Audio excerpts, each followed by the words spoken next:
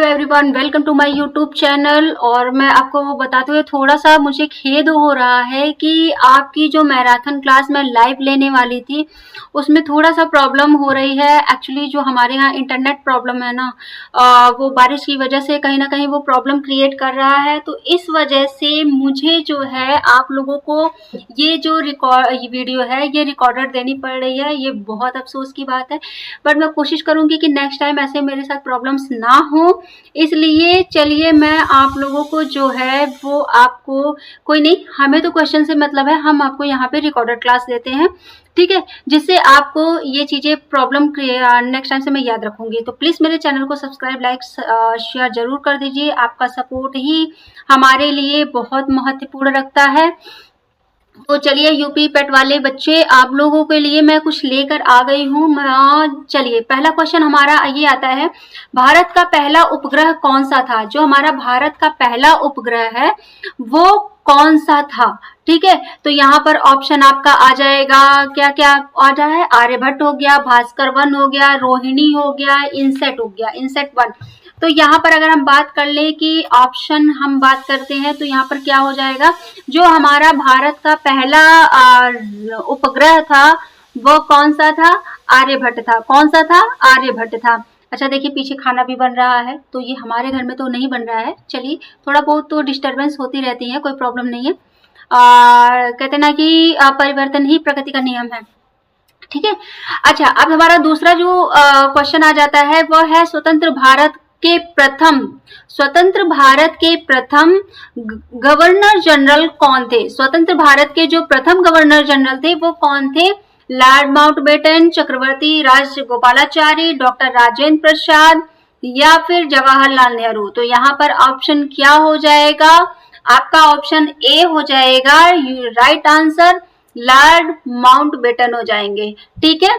उन्होंने ही भारत जो हमारा ये बंटवारा वगैरह यही सब चीजें करवा के ही तो गए हैं, है ना। चलिए यहाँ पर क्वेश्चन नंबर 3 की हम बात कर लेते हैं। मिल्खा सिंह किस खेल से संबंधित है? मिल्खा सिंह किस खेल से संबंधित है? तो ये आपका हो जाएगा ऑप्शन नंबर 1, जो आपका हॉकी है, एथलेटिक है, फुटबॉल है, कबड्डी है। तो भाई देखो, ना तो ये हॉकी के थे मिल्खा सिंह, जो कहते हैं भाग मिल्खा भाग, फुटबॉल के भी नहीं थे, कबड्डी के भी नहीं थे। तो ऑप्शन नंबर बी हमारा बचता है, एथलेटिक के ही ये क्या थे, खेल से संबंधित है, ठीक है। फिर हमारा आ जाता है क्वेश्चन नंबर 4, भारत का सबसे बड़ा राज्य क्षेत्रफल की दृष्टि से कौन सा है?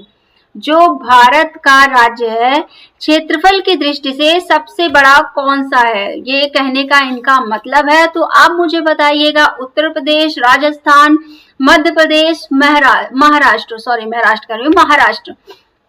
तो यहाँ पर ऑप्शन आपको सबको, ये तो बहुत छोटे छोटे बेसिक क्वेश्चन है तो ये तो सबको पता होता है, राजस्थान है। तो लेकिन एक चीज है कि जनसंख्या की दृष्टि से कौन सा है, ये भी आप लोग रट लीजिएगा, ये भी आपके एग्जाम में ये क्वेश्चन आ सकता है। चलिए अब हम बात कर लेते हैं कि जो है पानीपत की, ठीक है, पानीपत की जो है पहली लड़ाई कब लड़ी गई थी? पानीपत की पहली लड़ाई कब लड़ी गई थी? जो ऑप्शन 1 हमारा है 1526 ईस्वी में, 1556 ईस्वी में, 1761 ईस्वी में, या 57 ईस्वी है। तो क्या ऑप्शन हो जाएगा? ऑप्शन नंबर ए हो जाएगा, 1526 ईस्वी में पानीपत की पहली लड़ाई लड़ी गई थी। चलिए ऑप्शन नंबर अब हम क्वेश्चन 6 की बात कर लेते हैं। यहाँ पर मैं नॉन स्टॉप आपको बताने वाली हूँ, यहाँ पे फर्जी की कोई बातें नहीं होगी। हाँ करना होगा तो मैं लास्ट में आप लोगों को जरूर कुछ टिप्स दूंगी। अभी हम लोग फटाफट केवल क्वेश्चंस की ही बात करेंगे, ठीक है, क्योंकि आज का जो मेरा सपना था लाइव क्लास लेने का वो तो नेटवर्क की वजह से प्रॉब्लम क्रिएट कर दिया। तो देखते हैं, थोड़ा सा इंटरनेट वाले भैया जी को बुलाएंगे, देखते हैं क्या इशू आ रहा है। तो फिर मे भी हो सकता हो वाईफाई स्लो चल रही हो, इस वजह से इशू आ रहा है। चलिए उसको तो हम सही करा लेंगे। आते हैं अब अपने क्वेश्चन नंबर 6 पर। भारतीय संविधान को कब लागू किया गया? भारतीय संविधान को कब लागू किया गया? तो क्या 26 जनवरी 1947 को लागू किया गया, 15 अगस्त 1947 को, 26 जनवरी 1950 को, 2 अक्टूबर 1900 क्या है आपका 1950। तो मुझे इसका आंसर बताइएगा आप लोग कि कब लागू किया गया था। चलिए मैं आप लोगों को बता देती हूँ कि 26 जनवरी 1950 को भारतीय संविधान को लागू किया गया था। ठीक है, गॉट इट। चलिए और नेक्स्ट क्वेश्चन पे हम लोग चलते हैं। अच्छा मैं एक बात बता दूं कि यहाँ पे थोड़ा सा प्रॉब्लम अभी हो रही है। मैंने आप लोगों को बताया था कि रिसोर्सेज की अभी मेरे पास एक्चुअली टाइम बहुत कम है, तो मैं अभी रिसोर्सेस जो है वो कलेक्ट नहीं कर पा रही हूँ, तो मैंने अभी हिंदी पे ही लिया है। ठीक है, चलिए अब यहाँ पे बात कर लेते हैं क्वेश्चन नंबर 7 की। तो भाभा परमाणु अनुसंधान केंद्र जो है वो कहाँ स्थित है? हैदराबाद, चेन्नई, मुंबई, बेंगलुरु। तो आपका ऑप्शन क्या हो जाएगा यहाँ पर? ऑप्शन नंबर सी हो जाएगा। क्या है? मुंबई। मुंबई में स्थित है। अच्छा, उत्तर प्रदेश की सबसे लंबी नदी कौन सी है? उत्तर प्रदेश की सबसे लंबी नदी कौन सी है? गंगा, यमुना, घाघरा, गोमती। तो जरा आप लोग मुझे ये बताएंगे कि क्या है इसका आंसर। तो आई होप आप लोगों को पता ही होगा। तो चलिए फिलहाल के लिए मैं बता देती हूँ, गंगा है। अच्छा एक चीज और बताइएगा कि गंगा जो है इसका जो लंबाई है कितनी है? ठीक है, ये कहाँ से निकलती है, इसका उद्गम क्या है, और उत्तर प्रदेश में कहाँ से किस जिले से प्रवेश करती है, ये सब चीजें एक बार रट लीजिएगा। ठीक है, और ये तो मैं आप लोगों को बताने वाली नहीं हूँ। ठीक है, अब ये ना सोचिएगा कि मैम को पता ही नहीं होगा तो बताएंगे क्या। नहीं भाई, मुझे पता है, लेकिन कुछ चीजें आप लोग भी सर्च कर लीजिए। ठीक, चलो अब यहाँ पे बात कर लेते हैं क्वेश्चन नंबर 9 की कि किसे भारतीय संविधान का जनक कहा जाता है। ठीक है, भारतीय संविधान का जनक किसे कहा जाता है? तो आप बता दीजिए कि हमें किसे कहा जाता है। डॉक्टर राजेंद्र प्रसाद हो गए, डॉक्टर BR अम्बेडकर हो गए, जवाहरलाल नेहरू है, सरदार वल्लभ भाई पटेल है। अब इस क्वेश्चन का अगर आंसर आपको नहीं पता है तो मुझे लगता है कि चुल्लू भर पानी में डूब जाओ। ठीक है, चलो इसका आंसर हो जाएगा डॉक्टर BR अम्बेडकर। ठीक है, जिन्हें फादर ऑफ इंडियन कॉन्स्टिट्यूशन कहा गया है, यानी कि भारतीय संविधान के पिता हैं, जनक हैं। वो कौन है? Doctor BR Ambedkar. अब क्वेश्चन नंबर 10 पे आ जाते हैं। ताजमहल किसने बनवाया था? देखिए ये क्वेश्चन पिछले बार पूछा गया था पेट में, तो मुझे बहुत अच्छे से पता है कि ये क्वेश्चन प्रीवियस, ये तो सारे प्रीवियस ईयर ही हैं, में भी आप लोगों के लिए बहुत हेल्प करेंगे। ताजमहल किसने बनवाया था? अकबर ने, शाहजहां ने, जहांगीर ने, औरंगजेब ने। तो फटाफट आप लोग मुझे बता दीजिए किसने बनवाया था। तो इसका आंसर हो जाएगा ऑप्शन नंबर बी। जी हाँ, शाहजहां ने बनवाया था। किसने बनवाया था? शाहजहां ने बनवाया था। ठीक है, अब हम यहाँ बात कर लेते हैं निम्नलिखित में से किस विकल्प में सभी संबंध जो शब्द हैं वो पुल्लिंग है। पतलून, झल्लाहट, अनुच्छरता, संचार, पालन, ग्रीवा। ठीक है, प्लेटफॉर्म, प्राधिकरण, गिरोह। ठीक है, मनुष्यत्व, बनावट और रौनक। अब मुझे फटाफट इसका आंसर आप लोग बता दीजिए कि इसका आंसर क्या होगा। ठीक है, तो जिसे हम लोग फटाफट जल्दी जल्दी कर लेते हैं, हमारे पास टाइम भी कम है। तो इसका आंसर आपका सी हो जाएगा, प्लेटफॉर्म, प्राधिकरण, गिरोह। ये आपका क्या है? पुल्लिंग शब्द है। क्या है? पुल्लिंग शब्द है। होनहार क्या है? बिरवान के होत चिकने पात। लोकोक्ति जो है, लोकोक्ति है का अर्थ निम्नलिखित में से क्या है? ठीक है, अब इसका आंसर आप लोग बताइए। ऑप्शन हमारा जो है, होनहार व्यक्ति बहुत ही परिश्रम करता है, होनहार व्यक्ति सदा दिखावा करता है, होनहार व्यक्तियों की प्रतिभा बचपन में ही दिखाई दे जाती है, होनहार व्यक्ति हमेशा दूसरे व्यक्ति से क्या है, दूसरे व्यक्ति के दोष को क्या करते हैं? निकालते हैं। तो यहाँ पर क्या है भाई? यहाँ पर ऑप्शन नंबर आपका सी सही हो जाएगा। हाँ, ऑप्शन नंबर क्या हो जाएगा? सी सही हो जाएगा। होनहार व्यक्ति की जो प्रतिभा है वो बचपन में ही दिखा दी जाती है। मेरा भी नाम प्रतिभा ही है। ठीक है, चलिए बात कर लेते हैं निम्नलिखित में से किस विकल्प को अशुद्ध वाक्य कहा गया है। किस विकल्प को कहा गया है? आपका दर्शन पाकर मैं धन्य हो गया, महादेवी छायावादी कावित्री है। ठीक है, फिर यहाँ पर रमा ने अपने भाई से पुस्तक पढ़ने को कहा, जब भी आप आओ मुझे मिलो, तो भाई यहाँ पर विकल्प अशुद्ध की बात की गई है, ठीक है, सॉरी शुद्ध की बात की गई है। तो यहाँ पर शुद्ध क्या हो जाएगा, रमा ने अपने भाई से पुस्तक पढ़ने को कहा। ये आपका ऑप्शन सी राइट आंसर है। कमल के जादूगर किसे कहा जाता है, कमल के जादूगर किसे कहा जाता है। तो कमल के जो जादूगर हैं वो मैं आपको बता दूं, राम वृक्ष बेनीपुरी है, मैथिली शरण गुप्त है, मुंशी प्रेमचंद्र है, सुमित्रानंद पंत है। तो इसका आंसर हो जाएगा ए, ठीक है। चलिए अब हम बात कर लेते हैं निम्नलिखित में से किस विकल्प में विलोम युग्म सही नहीं है। विलोम युग्म क्या है, सही नहीं है।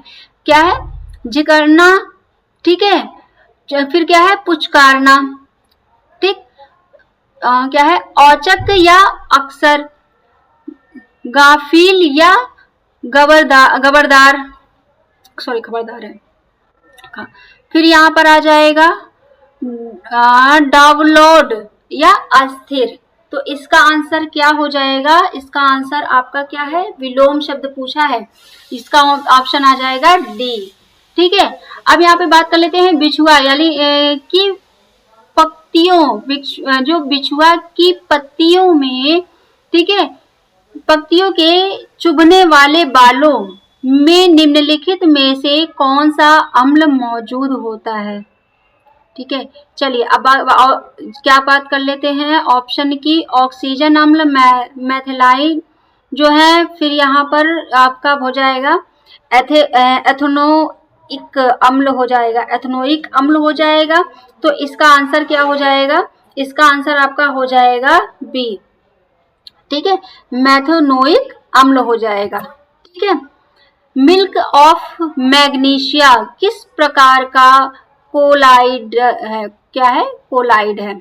तो यहाँ पर एरोसोल, घनसोल, इम्ल्सन या सोल। यहाँ पर ऑप्शन क्या हो जाएगा, इसका डी हो जाएगा, आंसर क्या हो जाएगा, डी हो जाएगा, सोल हो जाएगा। निम्नलिखित में से कौन सा कार्बनिक यौगिक मानव शरीर में प्रोटोप्लाज्मा को जमा करता है, प्रोटोप्लाज्मा को जमा करता है। तो इसका आंसर हो जाएगा आपका आंसर नंबर ए हो जाएगा, मेथेनॉल। मेथेनॉल जो है वो आपका क्या है, मनुष्य के शरीर में जो प्रोटोप्लाज्म होता है, प्रोटोप्लाज्म वो क्या करता है, जमा करता है। प्रोटोप्लाज्म क्या है, मनुष्य के शरीर में जमा करता है, कौन करता है, मेथेनॉल करता है। वर्ष 2028 में मोतीलाल नेहरू समिति द्वारा निम्नलिखित में से कौन सा अधिनियम विधेयक प्रस्तावित किया गया था। आपराधिक जनजाति अधिनियम, इल्बर्ट बिल, सिंधु भूमि उड्डयन विधेयक, अधिकारों का बिल। तो यहाँ पर ऑप्शन क्या हो जाएगा, जरा आप लोग मुझे बताइएगा, ऑप्शन हो जाएगा डी, अधिकारों का बिल। पंचायती राज संस्थाओं के अस्तित्व के लिए भारत की क्या है, भारत की संसद द्वारा 73वां और 74वां संवैधानिक संशोधन कब पारित किया गया था। अब इसका आंसर तो आप लोग जरूर बताइएगा, इसका आंसर मैं नहीं आप लोगों को बताने वाली हूँ, ठीक है। इसका आंसर आप लोग मुझे जरूर बताइएगा कि 73वां और 74वां संविधान संशोधन कब पारित किया गया था। चलिए फिलहाल के लिए मैं बता देती हूँ क्योंकि आप लोग का पेपर है, कब कौन सा क्वेश्चन फंस जाए। ऑप्शन नंबर ए हो जाएगा, ठीक है, दिसंबर 1992, ठीक है, क्या हो जाएगा, दिसंबर 1992 हो जाएगा। चलिए यहाँ बात कर लेते हैं उस उच्चतम न्यायालय का नाम बताइए जिसका क्षेत्राधिकार अंडमान और निकोबार द्वीप समूह के केंद्र शासित प्रदेश पर है। मद्रास उच्च न्यायालय, कलकत्ता उच्च न्यायालय, आंध्र प्रदेश उच्च न्यायालय या फिर दिल्ली उच्च न्यायालय। तो इसका आंसर क्या हो जाएगा, इसका आंसर आपका हो जाएगा क्या, कलकत्ता उच्च न्यायालय, ठीक है। निम्नलिखित में से कौन सा आंतरिक सौर मंडल में स्थित एकमात्र बौना ग्रह है। प्लूटो, अब ये तो आप लोग बता ही लेंगे ना, चलो अब इसको छोड़ो, बहुत आप लोगों को हो गया, ठीक। अब बात कर लेते हैं यहाँ पर क्वेश्चन नंबर 23 की। यहाँ पर क्या है, स्वरयंत्र। स्वरयंत्र के संबंध में निम्नलिखित में से कौन सा सही है? यह श्वास नली में आक्रमण करने वाले रोगजनकों को रोकता है। ठीक है, इसमें स्वर रज्जु होते हैं। यह उपस्थित में से बना एक अंग है। ठीक है, और अग्रसनी जो है, जो ग्रसनी को श्वास नली से जोड़ता है। जो हमारी ग्रसनी होती है उसको जो हमारी श्वास नली है उससे क्या करता है, वो जोड़ता है। यह एक क्या है, हड्डीदार बक्सा है। अब यहाँ पर आप इसका आंसर बताइए, तो इसका आंसर हो जाएगा सी। यह जो है उपास्थि से बना है, एक अंग होता है, और यह क्या होता है, ग्रसनी जो होती है, ग्रसनी को श्वास नली से क्या करता है, जोड़ता है। स्वर्ण क्रांति भारत में निम्नलिखित में से किस कृषि क्षेत्र में विकास के लिए जिम्मेदार है? चलिए बता दीजिए मुझे फटाफट। इसका ऑप्शन हो जाएगा बी। क्या हो जाएगा, बागवानी, हॉर्टिकल्चर हो जाएगा। ठीक है, चलिए अब यहाँ पे बात कर लेते हैं। भारतीय स्वतंत्रता अधिनियम 1947 में पारित होने के साथ भारत एक अधिराज्य बन गया और अधिराज्य विधानमंडल ने भारत सरकार अधिनियम 1935 की किस धारा को प्रावधानों के तहत 1947 और 1949 तक कानून बनाए? अब यहाँ पर आप इसका आंसर मुझे बता दीजिएगा। धारा 135। ठीक है, निम्नलिखित में से कौन सा एक भारतीय श्रम कानून और सामाजिक सुरक्षा उपाय है जिसका उद्देश्य काम करने का अधिकार यानी राइट टू वर्क की गारंटी देता है? यहाँ पर कौन सा है? चलिए फटाफट आप लोगों को बता दीजिए। तो मैं आपको बता दे रही हूँ बिना ऑप्शन पढ़े हुए, महात्मा गांधी राष्ट्रीय ग्रामीण रोजगार गारंटी अधिनियम, ये आपका आंसर हो जाएगा। ठीक है, निम्नलिखित में से कौन सा डिपॉजिटरी संस्थान एक प्रकार का नहीं है? वाणिज्य बैंक, कॉमर्शियल बैंक्स होते हैं जो, नाबार्ड हो गया, क्रेडिट को ऑपरेटिव सोसाइटीज हो गई, ऋण संघ हो गया।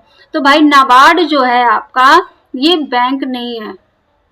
ठीक है, ये जो है नाबार्ड जो है क्या है, डिपॉजिटरी संस्थान में नहीं आता है। ठीक, अब यहाँ पे बात कर लेते हैं। एक व्यक्ति जो संसद का सदस्य नहीं है उसे राष्ट्रपति द्वारा अधिकतम कितने महीने के लिए मंत्री के रूप में नियुक्त किया जाता है? 9 महीने के लिए, 3 महीने के लिए, 12 महीने के लिए या फिर 6 महीने के लिए? तो बता दीजिए। तो आपको बता दें कि अगर वो क्या है, संसद का सदस्य नहीं है, उसे उपराष्ट्रपति द्वारा अधिकतम 6 महीने के लिए क्या किया जाता है, नियुक्त किया जाता है। ठीक है, बीमा क्या है, विनियामक एवं विकास प्राधिकरण का मुख्यालय कहाँ है? मुंबई, चेन्नई, हैदराबाद या फिर नई दिल्ली? तो यहाँ पर अगर हम बात कर लें तो यहाँ पर हैदराबाद में है। ठीक है, गन्ने की उचित एवं लाभकारी मूल्य को कौन मंजूरी देता है?